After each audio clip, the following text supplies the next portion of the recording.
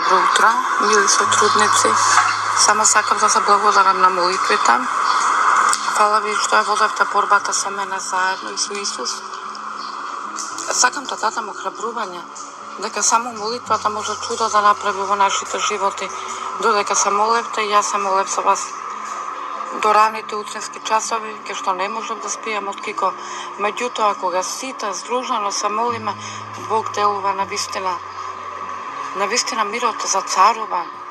Со кико, слава ти, Исусе, те љубиме, што си толку добар, што само ти си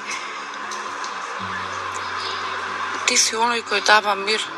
Само ти си творецот на добри работи, зашто ти постоиш за добро, не за лошо. Слава ти, фала ти.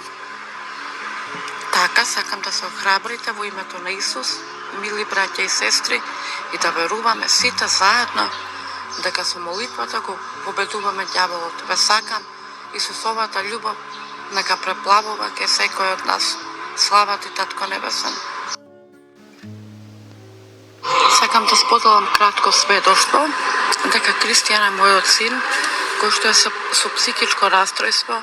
Имавме бурна ноќ. Сатаната го зграбчи во своите раце, го напаѓаше, но ние го имаме како христијани најсилното оружје со кое се бориме и велиме не за сатаната, да за Исус.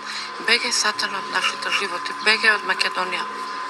И навистина борбата беше тешка, но нема нешто што не се поместува со молитва.